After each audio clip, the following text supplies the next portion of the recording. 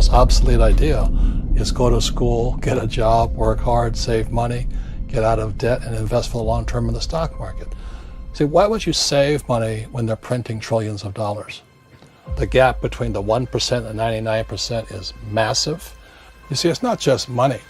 You have to step back and look at the bigger picture. So what do you do? In every one of us is a poor person. There's still a poor person inside me. There's also a middle class person, and the middle class persons want security. They want that steady paycheck. And there's a rich person. And they're all inside of us, except that it's not taught. You're taught to go to school, get a job, and get a paycheck.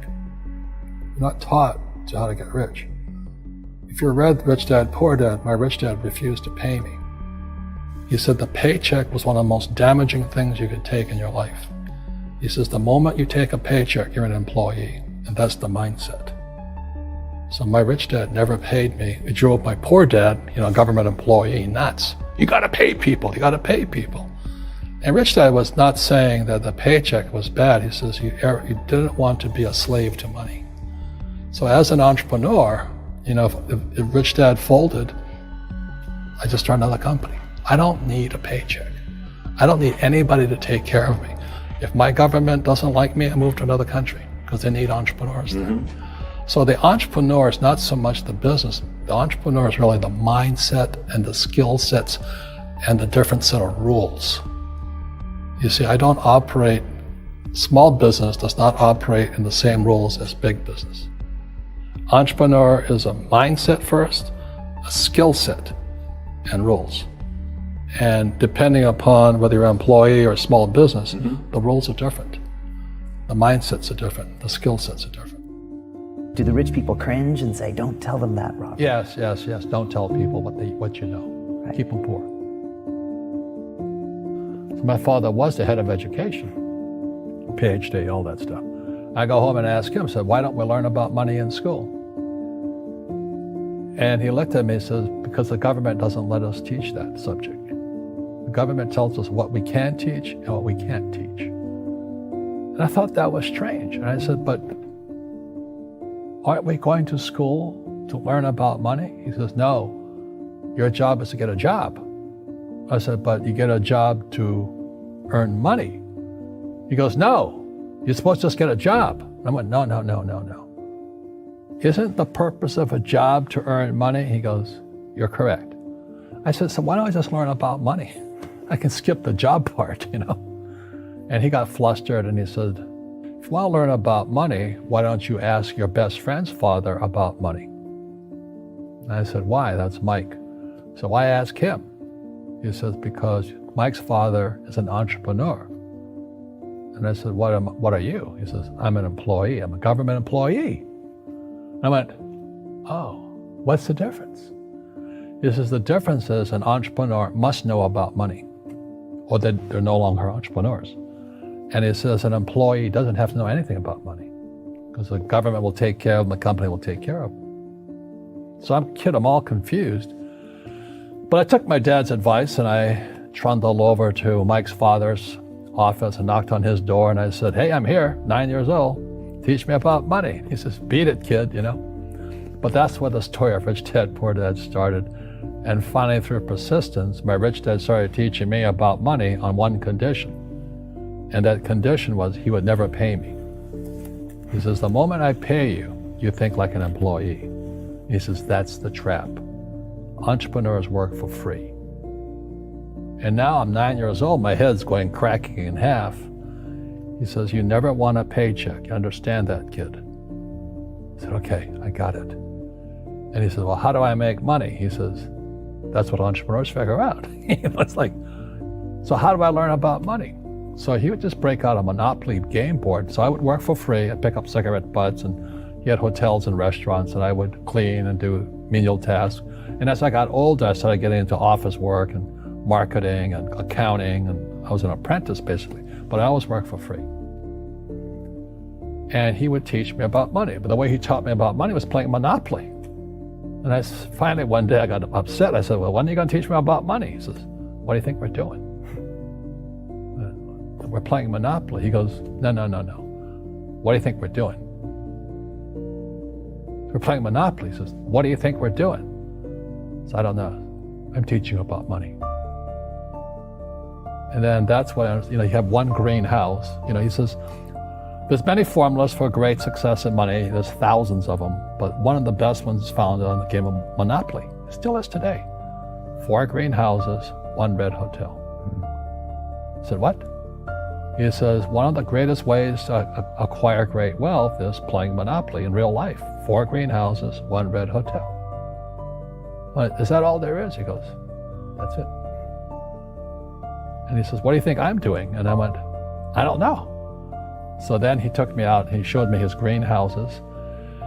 And 10 years later, when I was 19, I was now in school in New York, and I come back to Hawaii, and Rich Dad had bought the biggest piece of land smack dab in the middle of Waikiki Beach. And when you go to Waikiki Beach today, you'll see the Hyatt Regency Hotel. That was his hotel. Just like the game of Monopoly. Just like the game of Monopoly. Acquired assets, and they became bigger assets. He just kept what's called an assemblage, because that property wasn't that big at the time, so he had to buy out all the small guys. Because Waikiki was a little dirtwater little town. So he'd buy out this shop owner and buy that shop owner. And it took him a while, but he finally assembled this large piece of property. And then he and Hyatt put up this giant hotel. It just sold for $800 million. So that's how I learned about money. The reason I wrote Rich Dad, Poor Dad was because I knew this time was coming. And we have, as a world, have never been here before. And so is it a spooky time? Damn yeah, it is probably the most dangerous time ever. There's nothing to compare it to, because there's never been a world economy before. For example, 100 years ago, if there was a stock market crash in England, it didn't affect anybody. But now the US market goes down, the world goes down. So plus with social media and all this we're doing now, and so we've never been here before. And I'm excited about it because I make more money in crashes than I do when they go up. So, but for the average person, they'll get wiped out. I'm afraid at the worst, I hope I'm wrong, but I think we're heading for a global depression. How does this play out for the average worker, Robert, for the small business owner? I mean, what does the next 3 months look like? Because it doesn't look pretty. I mean, people are already being laid off, made redundant. There's no cash flow in most of these businesses. How does that play out? Well, let me give one more stat just to give you the size of it, okay? The national debt for World War II was $25 billion. Every day today, they're printing $125 billion. Every single day, that's like 5 World War IIs per day. They're printing so much money to keep this think of a hot air balloon with a tear in it. And they're doing desperately trying to fix this tear, but no matter how hard they try, the tear has gone beyond, it's coming down. So in financial terms, it's called our debt to GDP has now gone from 60 to 90 to 105, it's going to 120. We're bankrupt. And they're going to print more and more money, which means savers are losers, just as I predicted.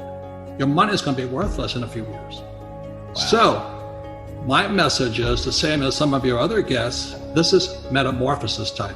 Financial education, in Rich Dad's terms, is really financial transformation. And the definition of metamorphosis is very important. Metamorphosis, the definition is the evolution or the transformation from an immature form to an adult form. An immature form to an adult form. Metamorphosis is the same as a caterpillar turning into a butterfly. And Fuller always said there's nothing to predict a butterfly inside a caterpillar. So everybody listening right now, if you're struggling financially, just think of yourself as a little caterpillar. And this crisis is your cocoon. The question is, what do you emerge as?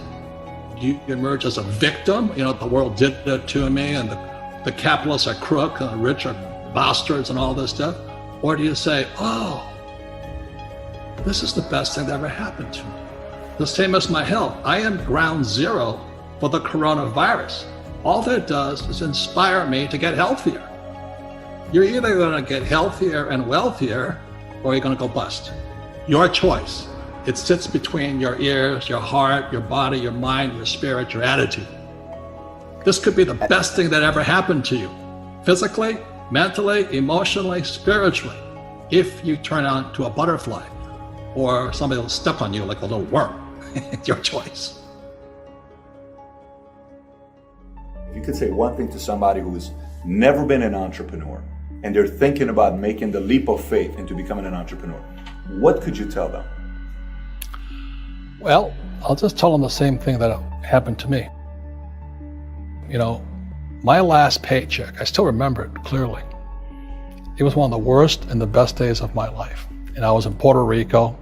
I was working for Xerox, and my boss gave me my last, it wasn't a paycheck, it was a bonus check. I think it was about $30,000 taxable. It's the only problem with that. So I got this check and I went, holy mackerel. You know what I mean? So I was excited, but I was also disturbed. And so this other guy comes up to me, his name was John, and John says to me, he says, you're gonna be back. I said, why? He says, because you're gonna fail. I looked at him and said, look, few expletive words, because that's what he did. He left Xerox, failed, and he came back. And I said, look,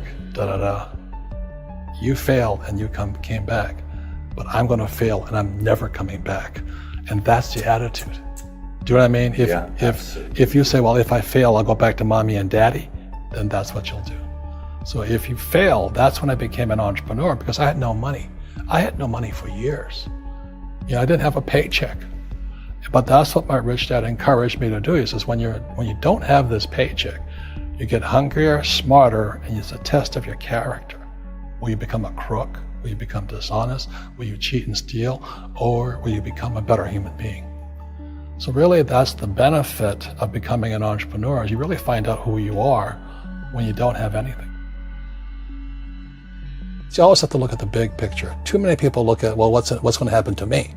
When you look at the big picture, you're also going to know that when something bad happens, something good's going to happen. Mm-hmm. But you got to prepare for whatever is coming. If you think next 20 years will be like the last 20 years, mm-hmm. you're going to get creamed. You know, when you and I go to the supermarket and we buy a carton of milk, we always check for the expiration date. But most people do not check for the expiration date on their brains. Instead of get out of debt, I get into debt. You know, I just refinanced $300 million in debt. I went from 5% to 2.5% interest. I made a fortune. Every month, more money comes in because my cost of money has gone down. So while some financial experts are saying get out of debt, I'm saying learn how to use debt. See, when I came back from in Vietnam in January of '73, the first thing my rich dad said to me was go to school to learn how to invest in real estate. It wasn't real estate, it was how to use debt and taxes. Debt and taxes make the rich richer. Debt and taxes make the poor and middle class poor. So all the rich guys who are doctors and lawyers, or, you know, those guys, they're getting creamed and they don't know why. Doctors are getting creamed. Oh yeah, they're making more money, but the take home is less. Sure. You know, my doctor just yelled at me. He was happy. He says, "Oh, guess what? I finally made $1 million." And I said, "Yeah, this was just 3 weeks ago." And so I said, "Yeah, well, how much you pay in tax?" He says, $750,000 in taxes. So his net was about $400,000. That's not bad. But when I make $1 million, I keep $1 million. And the reason is because I don't make it by working for money. See, if you work for money, you're taxed. So that's why lesson number 1 in Rich Dad, Poor Dad is the rich don't work for money. What we do instead is we create businesses as entrepreneurs. We acquire real estate. I don't invest in the stock market. Okay? So the reason is because as entrepreneurs, I have more control over my income, how much I make, and how much I pay in taxes. And because I'm an entrepreneur as well as an investor in real estate, I pay 0 tax. So every time I make, let's say, $1 million as an entrepreneur, I immediately invested in real estate and have a 4-to-1 step up. So I put $1 million in real estate, I get $4 million from the bank. That's why I love banks. But the banks are screwing everybody else, you know, terrible, but it's good for me. That's why you say when you print, it's good for you, but when you print, it's bad for people that work for money. Because when you print, savers get creamed and people who work for money get creamed. When they print, debtors get rich. You see, debt and taxes make the rich richer, and debt and taxes make the poor middle class poorer. When we have obsolete ideas, we get obsolete results. So what's happening for most people, the idea of going to school, getting a job, working hard, saving money, getting out of debt, buying your house because it's an asset, and investing for the long term, is obsolete. The world has changed. The world changed in 1971 when President Nixon took us off the gold standard and money became debt. What if we get rid of school? Then what would happen? Would it be better if we had no educational system at all? No, I'm saying education is more important before. It's just obsolete. You know, there's Moore's Law, which states information doubles every 18 months. In other words, everything's obsolete 18 months. So, and this is just a recent phenomenon. So when you come out of school, you're already obsolete. And that's why I'm the old guy, you know. I meet my friends who went to Harvard. I say, I went to Harvard. I said, yeah, that was how long, 50 years ago? Today, the banks are charging you interest to save money. In other words, banks don't want your money because they printed too much of it.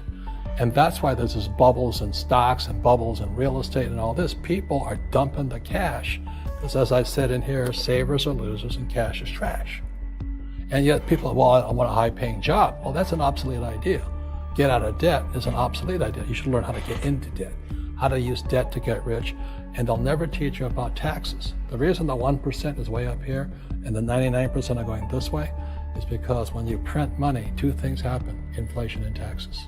It's going to crush you. And any entrepreneur thinks, I'm just going to make money and going to start a business and make a lot of money because of what we talk about, they really have got to smell the roses, man. You know, that's not what the real entrepreneurs are doing. Most entrepreneurs, there's 28 million small business owners in America. 24 million are what are one-person entrepreneurs. They're called non-employee entrepreneurs. So and that's what happens is when people don't really understand what an entrepreneur does. So most big people are self-employed, but they're not really entrepreneurs. The self-employed pay the highest taxes of all, and nobody tells them that. Yeah, it's also called the entrepreneurial spirit, but what we were actually talking about was there's no such thing as a bad economy. You know, there's the external, you and I, we all have an external economy, but we also have an internal economy, and the willpower is to change our internal economy. So for me, I can see the good and I can see the bad. I don't really give a damn because I'm going to be rich anyway. But a poor person with a poor personal economy, all they're going to see is a bad economy because they don't know how to make money in any economy.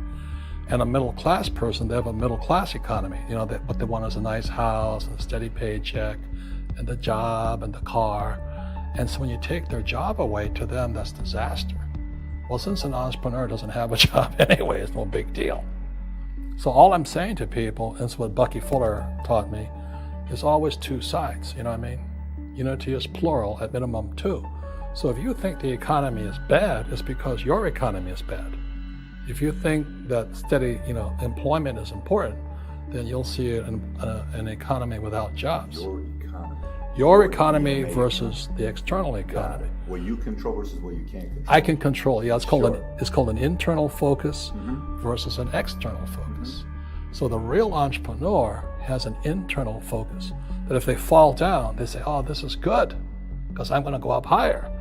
You know, the average person will fall down and say, "Oh, I'm going to take some Prozac," or somebody has a mistake. Oh, the mistakes don't matter. Well, mistakes matter. It means you didn't know something. But a real entrepreneur, whether they fall down, they always can go up. They can stand back up and go higher. That no matter what happens to them, they get stronger and better and smarter and happier. But a person with a weak internal mindset is that they're so afraid of what happens, it generally happens. Like, people who are afraid of losing their jobs, they generally lose their jobs. You know what I mean? Yeah, so everything you can comes through you. Yeah, so the entrepreneur first job is to control inside here, not outside there. The moment you take that paycheck, you're an employee. You've got to be stronger than that. It's about inside control. I've had financial crashes. I've had people stab me in the back, but they're all good because I grow from it. That's spirituality. Right. You know, people who are afraid of making mistakes, like they teach in school, they don't ever grow. Because spirituality is there's good and there's bad, there's right and there's wrong, there's up and there's down. Most people only want to be right. They only want to be positive. Well, you can't have that. That's not reality.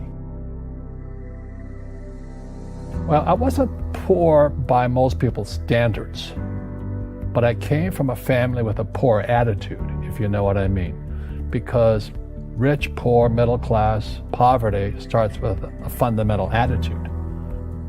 Poverty is passed on. It's taught in your families. And middle class is taught in families. And so the people right now who are sitting at home, who are struggling financially or worried about money or unhappy, they may be making a lot of money, but unhappy with what they're doing, it was probably taught to you. You know, your super ego was taught, get a job, work hard, or you'll never be rich, or the rich are evil, or whatever. The school system will never teach you about money. The school system was designed to teach you to be an employee, which is important, or a doctor or a lawyer, a specialist, but never about money. And what most people lack is real business knowledge, like accounting, you know, like debt, like taxes. You got to know that stuff, but they don't teach it in school to anybody. So, and then when people ask me, how did your rich dad learn this when your poor dad, a PhD, didn't? And the answer is very simply, my rich dad, who's my best friend's father, his father died when he was 13.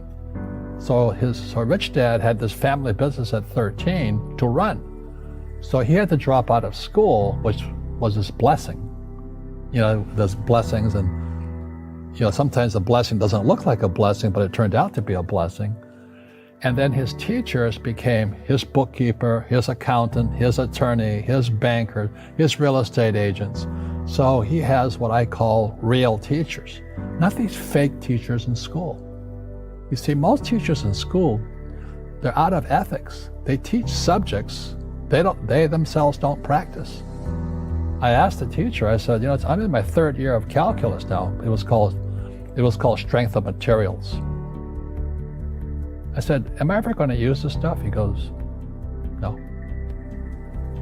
You know, I said, why do you teach it? He says, because I get paid. I said, do you ever use it? He goes, no. And that's why, you know, you have to, in life, one of the things I suggest to people, you got to find a real teacher versus a fake teacher. And a fake teacher is somebody who doesn't do what they teach. And a real teacher is doing what they teach every day. So my accountants, my attorneys, they're in it every single day. That's how I learn, because every day I'm solving problems in my business. So I have accountants and attorneys and bankers and all these people on speed dial because I'm solving problems with my team. I see you giving this knowledge out, and Yeah. do the rich people cringe and say, don't tell them that, Rob? Yes. Don't tell people what you know. Right. Keep them poor. But, you know, unfortunately, the poor, as was in the Bible, I'm not real religious, the poor will always be amongst us because it starts up here. Right, it's that fear mentality. It's in their words, you know, and the words become flesh. Again, I'm not really religious. I flunked out of Sunday school also. But when they say I can't afford it or I can't do that, they go down. They become what they say. My PhD daddy says, what do you think I am, made of money? I can't afford that. And my rich dad would say, that's why he's poor. Poor people say, I can't afford it, I can't do that, I don't have time. Because it's an escape. It's an escape, you know what I mean? It's easy to say, I can't afford it. And your rich dad used to say what instead of, I can't afford it? How can I afford it? How can I do that? You know, what would it take, or why should I do that? He says that a question opens the mind, a statement closes the mind. See, when you say, I can't afford it, your mind shuts down, and you become what you say. Rugby is a team sport, but so is soccer. The rules are different. And other people are golfers. They play by themselves. And so everybody's different. So my game financially is business, number one. Second is real estate. So what I say to young people is, you find your game.